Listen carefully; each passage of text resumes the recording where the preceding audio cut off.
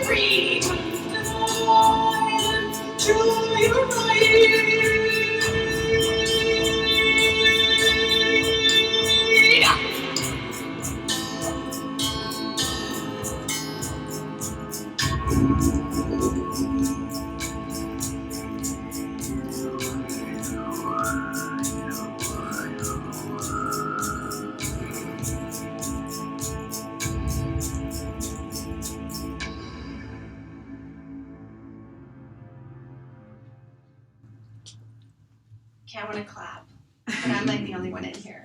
That's okay. Well, I'll clap. Wow. Okay, so you can sound like a bird, Jesse. Oh, thank you. I You really can appreciate totally that. sound like- I was like, where's the bird coming from? I appreciate that. No, I sometimes feel as the spirit of a bird when I sing. Yeah. Like in what I'm doing. You know what I mean? Like, because I just go at it like a meditation mantra, and I practice all the time.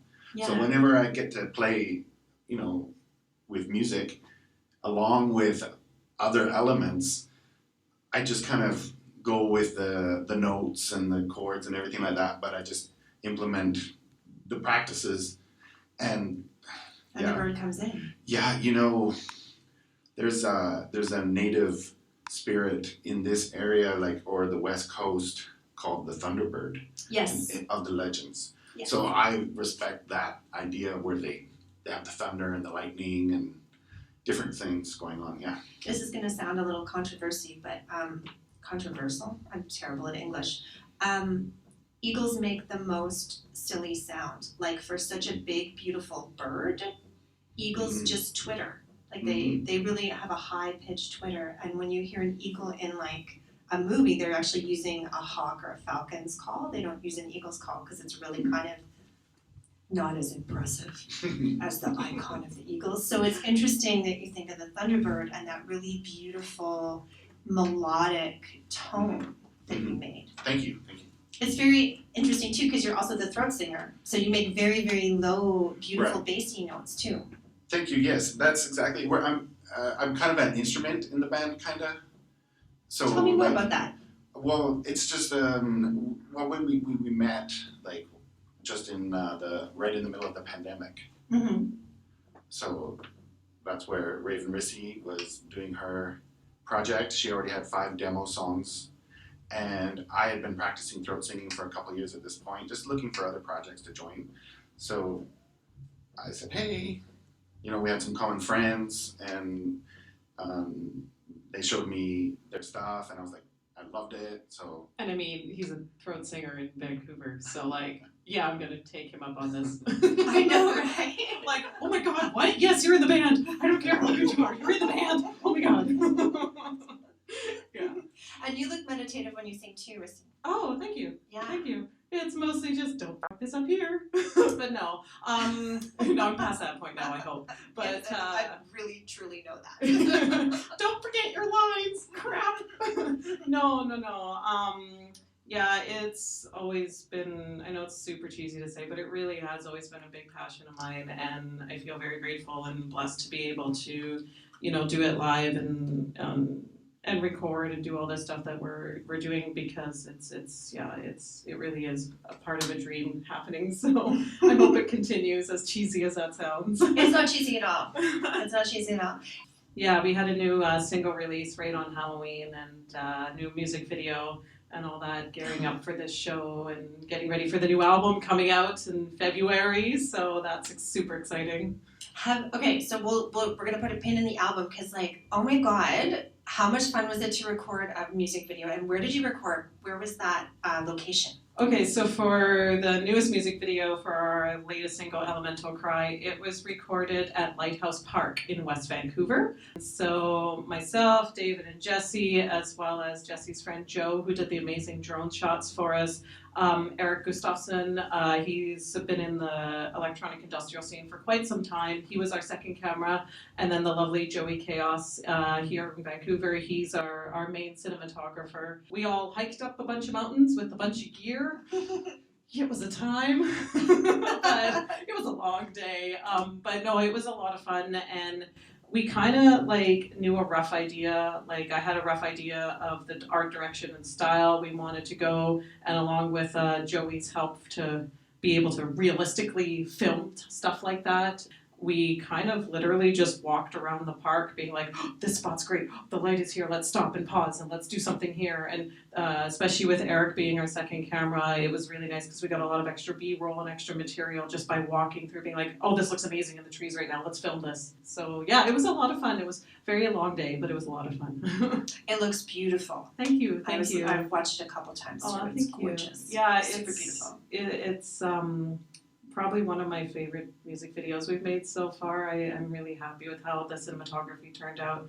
It, for what I envisioned when writing the song, it kind of really captures. I think it captures the elements behind that. Okay, so tell me more about the theme behind that song. So this is the newest single that's out. It's on Bandcamp, and everything's going to be linked. Little Earbud Coven. Everything will be linked in the show notes as always. So you will be able to find them without spelling their name. I will link it for you. So for the album is based on the elements, fire, water, earth, air.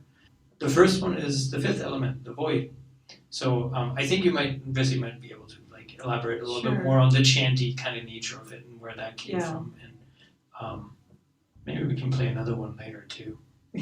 Yeah, we have a couple to play. No, so for the first song, Void, that we just played, it's, like David said, it's about the void. It's about losing yourself, not in a negative way, but into a way that allows you to be open to the other side and whatever type of practice from that spiritual pagan point of view, to be able to just be one with yourself and just be kind of in a nothingness, and to be open and just let go and just enjoy that moment of just being.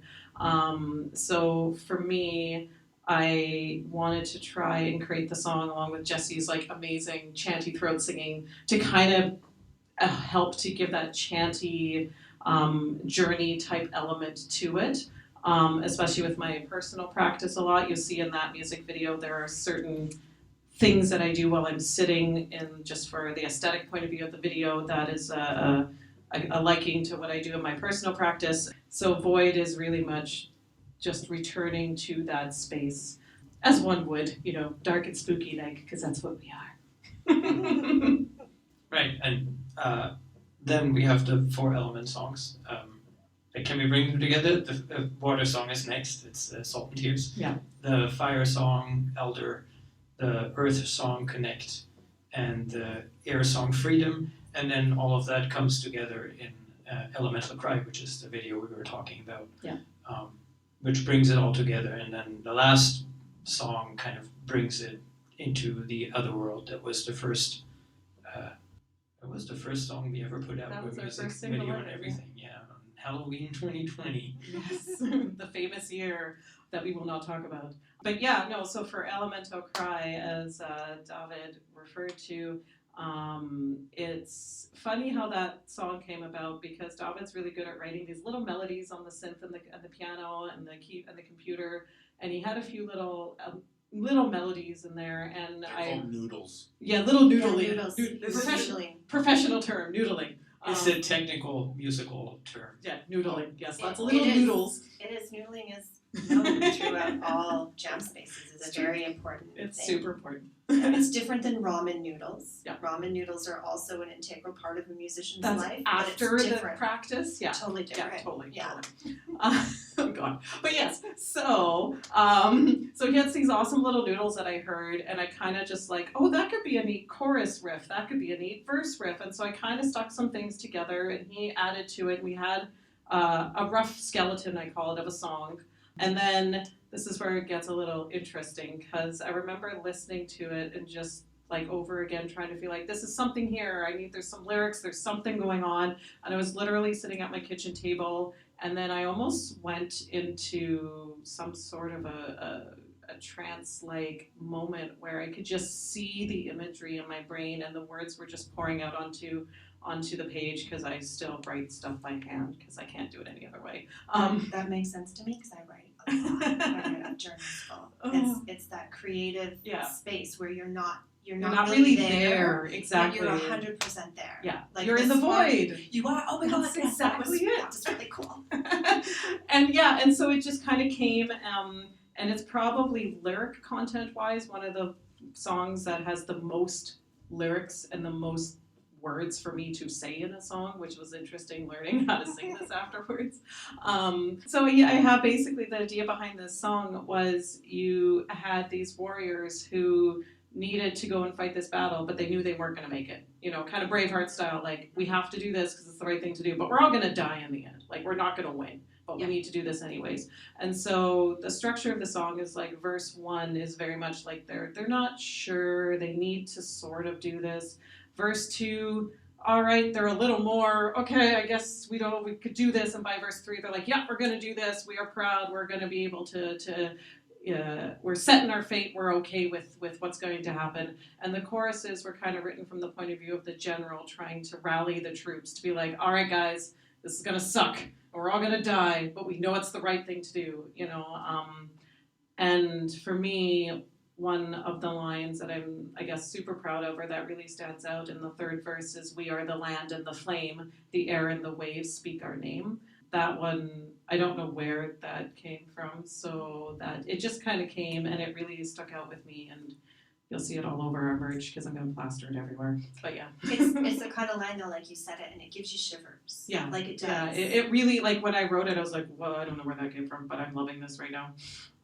Shiver. And I legit, like, no word of a lie, I do legit get shivers when I sing that song, even though I've sang it a bazillion times. Mm-hmm. I do, or even when we listened to the first master file of it, I was like crying in tears because I was so happy how it turned out, you know, so yeah. Now I'm going to go back to our quiet keyboardist. So Technomancer. The Technomancer. So there is something very unique about the way you are choosing to play keyboard. I haven't seen you touch a keyboard since we walked in here. Like, it's physically there, but you're not standing at it doing the cool keyboardist dance that most people see.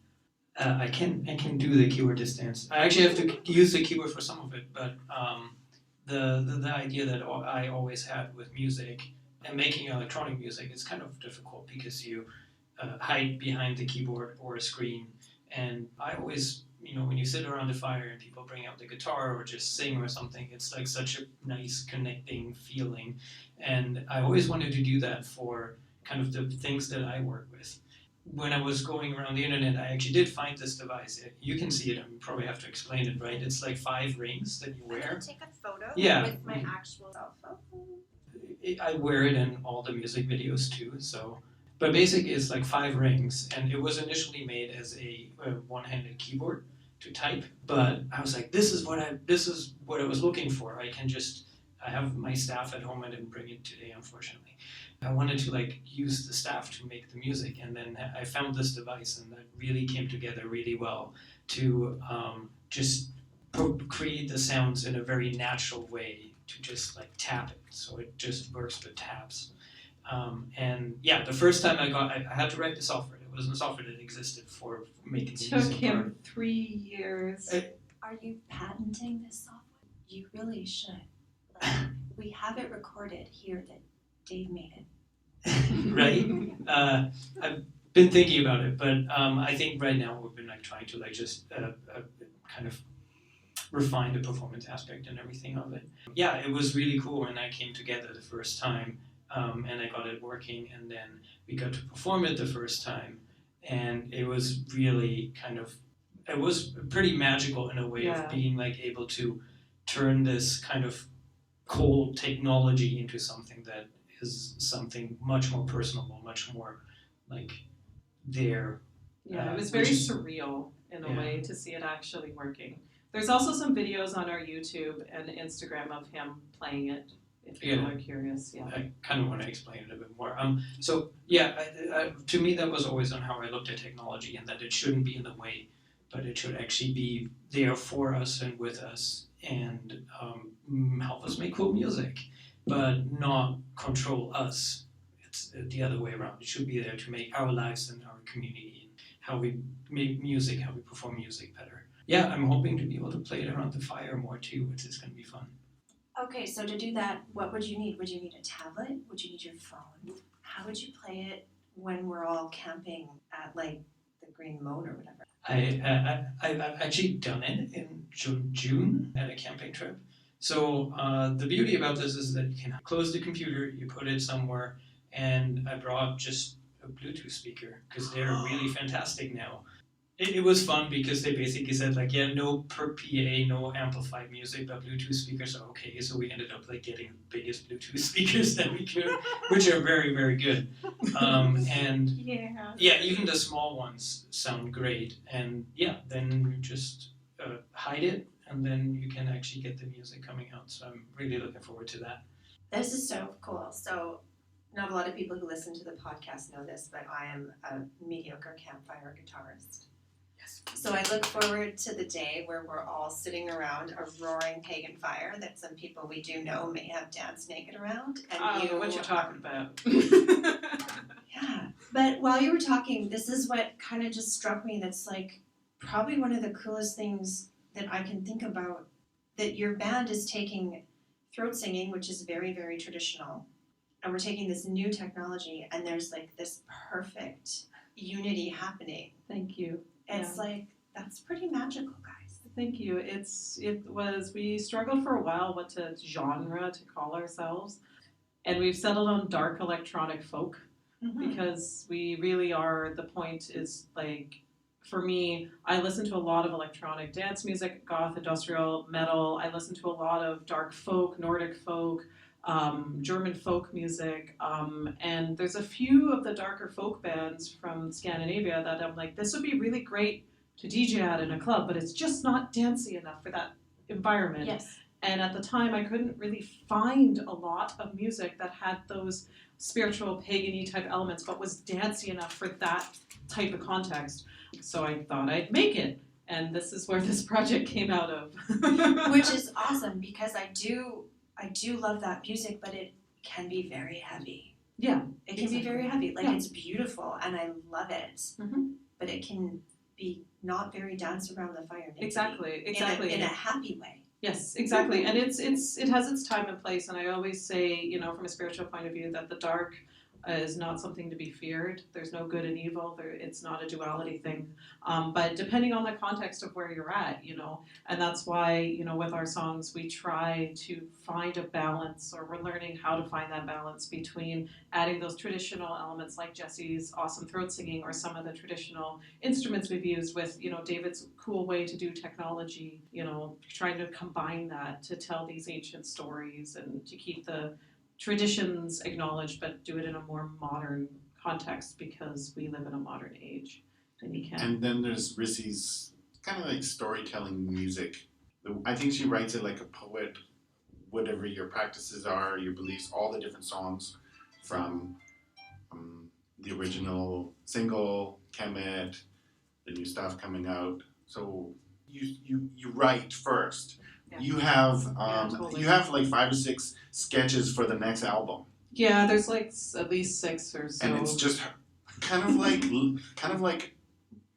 mythical poetry in a sense. Like And word sketches is words- what I'm hearing yeah. you say. Like, it's not a fully formed No, it's not a fully musical formed song thing, per se, but it's like a word sketch, like a frame. Like you used the words previously, like a song skeleton. Yeah. Right, that hadn't quite been fleshed out yet. Exactly, yeah. And then it turns into the lead singing for the story and all the different, the transition too, because we were a little bit different in the beginning. You have the Egyptian themed Kemet, Yes. and our name HemNetjer. Yes, Oh, exactly. yes, tell us about the name. Yeah. Tell us about how explain the Okay. name to all the people in the earbud coming. So the name, all right. So HemNetjer The T and a J is a ch sound. It is actually ancient Middle Egyptian, and it means a god's servant, which is a priest. So that's what the name means, is priest, essentially. It came about in my studies at university because I have a degree in Egyptology, archaeology, and art history, and that's when I finally, in my last semester of my last year, was able to learn ancient Middle Egyptian hieroglyphs. I was so excited. I waited 5 years for this. We learned a bunch of words and rough introduction on how to read and speak the language such as you can with a dead language. And I ended up reading a text in some of my other classes on Egyptian soundscapes because that culture used a lot of sound in their wording, in their descriptions, in their writings, in their pictures, but there's nothing recorded or we don't know what it sounds like, but they know music was very important to them.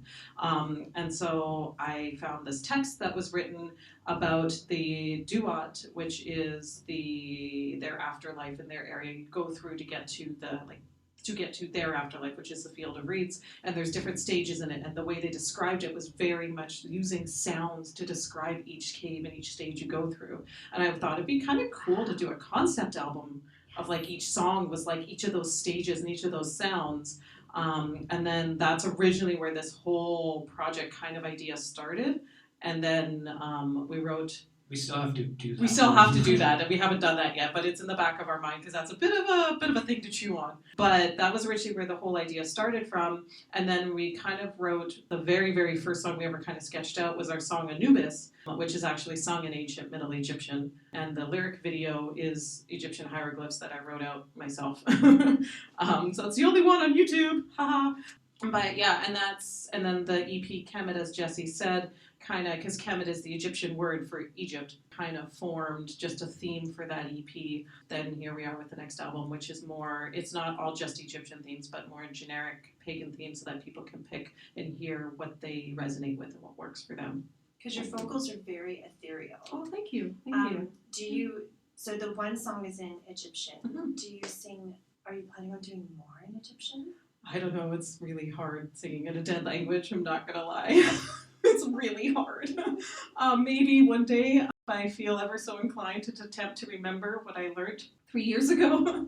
It's basically a invoking song to Anubis, the Lord of the Underworld, essentially. It's not an easy thing to do, and the pronunciation is odd because it's dead. Nobody knows what it sounds like, so maybe one day. That's cool. And now, so with the band's name being in ancient Egyptian, does it have a hieroglyph? Like your symbol is obviously Yes. So I'm showing you the back of my hoodie because it's on the back of the hoodie. But that sigil, David and I made it up, Right. And it says HemNetjer. Yes, In I can the see sigil. that. Yeah, Yes. you can see Yeah. it in the sigil writing. If Yes. you're a sigil writing, which Yeah, then that's what I do. it looks like it. But not. But there is a hieroglyph. there is a hieroglyph for HemNetjer. Yes, for If those. super fans of your band want to look it up. Yeah, I actually have the Netjer hieroglyph tattooed on my arm in another different context, but there is 2 separate hieroglyphs for the Hem part and the Netjer part. Because Netjer means God, Oh, right. a god, That makes sense. basically. So they use that hieroglyph a lot. Cool. Now, I'm going to talk to you a little bit more, Jesse, about your throat singing. Mm-hmm. You mentioned earlier before we were recording that you have a belt on, like the super sit-up belt. Yes. For throat singing, it's really important to have strong breath. Throat singing, for me, I was inspired by the Tuvans and the Mongolians in Central Asia because they were originally indigenous people who were able to keep all of their pastoral life, all of their shamanism, their influences with the sound of the creek and the wind and all of that kind of spirituality. They kept all their ancient horse riding, wrestling, Do you practice that shamanic path? Do you practice it? no. I'm just assuming you're pagan. I would say I'm a recent convert from like One of us. yeah, but it's still my own path, right? Like I study the lunar cycle Yes. and I meditate to that, so I'm always ready to go with whatever self mantra that I give myself for that month. Yeah, I'm definitely got my things or my crystals and my throat singing, But I also have a day job and I That's really okay, do so do skilled I. labor and Yeah. happily married, and there's a lot of more, more to everybody's life. Can we hear some throat singing just all by its lonesome? Yes, yes. So, one tip, I'd love to give free throat singing tips. Yes. So if you want that low activation, those are extra vocal cords that you have that are a little higher and going in the opposite direction. So you don't usually use them. So that's one technique. And some Buddhists do it and different cultures do it. So to activate, the way I learned that I try to teach now is try to go short breaths with no vocals. Okay, I'm gonna try this with you. And then slowly add the vocals, and then make it stronger and like. And eventually you'll activate it. You know I'm gonna do this all the way home in my car, right? But I'm gonna try it here and Go for we'll it. see how it Yeah. goes. Okay, so just like really loosen my vocals and just. You already just did it. You're doing it now. Oh, it's like when you growl. Like I know I'm a feminist. I don't know. So we use we growl a lot. Like there's a vocal fry. That's what it's called. I use vocal fry all the time. Yeah. No, that's not fry. That's your That's down lower. that's your false chord activation. Really? Yeah. Yeah, that's Ginger or any of these other heavy metal vocalists that are like crazy psycho use that in their song. Really? Yeah, you have a strong future ahead of you. Wow. There you my go. campfire guitar playing is gonna get so hardcore. It's and- gonna be the hardest core kumbaya you ever heard. Amazing. Okay. We're here for it. And moving on to the next lesson, there's Right. also the overtone whistling, Yeah. which I wouldn't say I'm a real very good at the Tuvan way of doing it.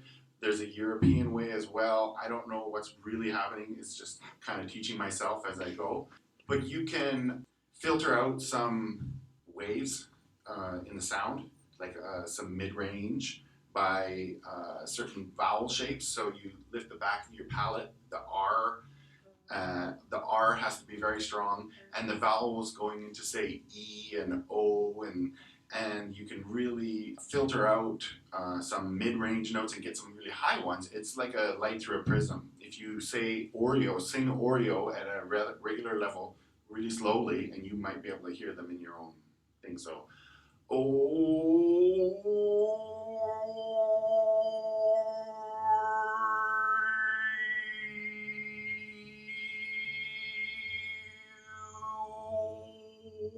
That's so resonant. Okay, but there's a lot of practice. that's a lot of practice. Yeah. So what? O-R-E. No, but where? Like, am I trying to go lower? Higher? Whatever's Just- comfortable. Okay. A little So- higher if you can.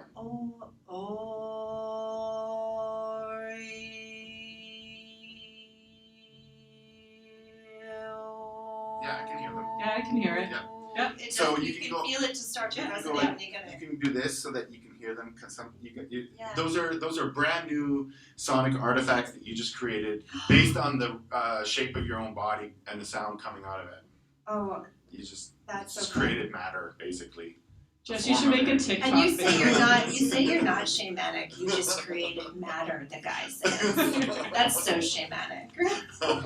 Jesse's the grounding in the band. That's exactly it. He's our rock, and I love it. Thank you. Yeah. Wow, that's super fun.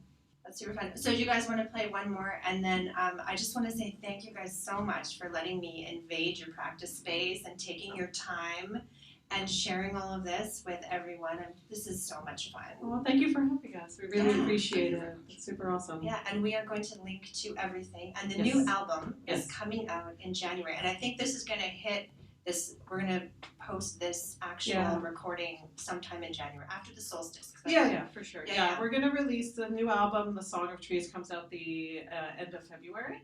Beautiful. And then so we're super excited. Our show that would have already happened once was this comes amazing. out. It was so It was amazing. fantastic, It's gonna be you guys. It was the amazing. best Y'all show missed ever. it. It was Oh. wonderful. But We we are- have another show coming up, right? I in- hope in- so. If someone books us, so if you're listening and you want us to play a show, get at me because we would love to come play wherever you are. We're gonna play a song. We're gonna Since play. we talked some- about it, we're gonna play Elemental Cry. All right, we'll play Yes, Elemental Cry. yes. Yes. Yes, thank you guys. Thank you. Breathing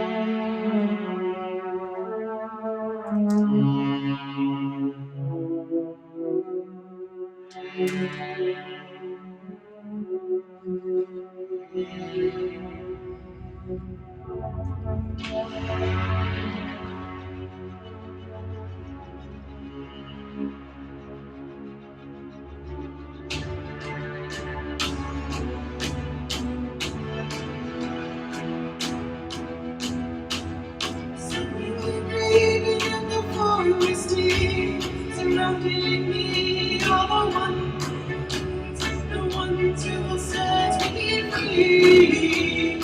Although into their eyes and know we may not return to home, but they will set us free. Together now and time with me, we may not reach the sea, but we are the ones destined to be free.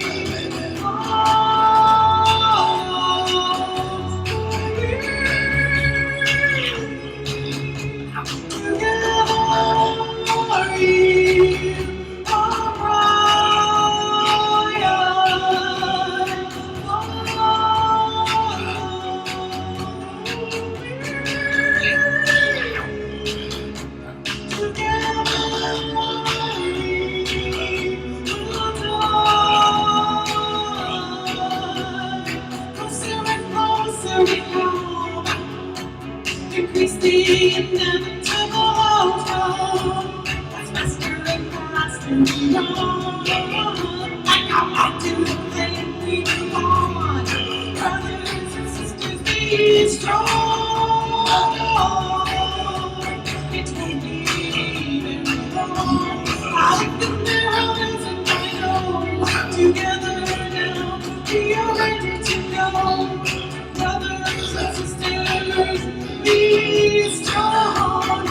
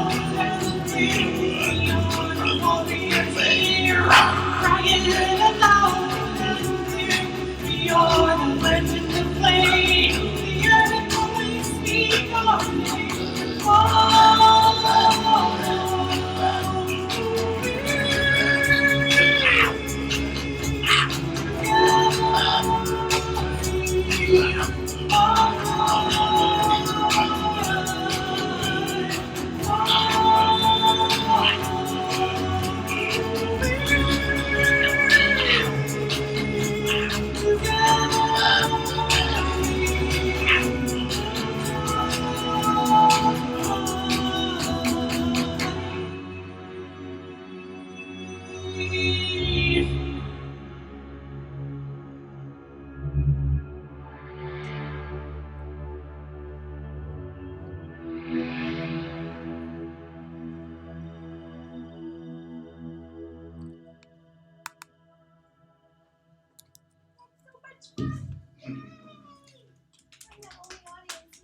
you.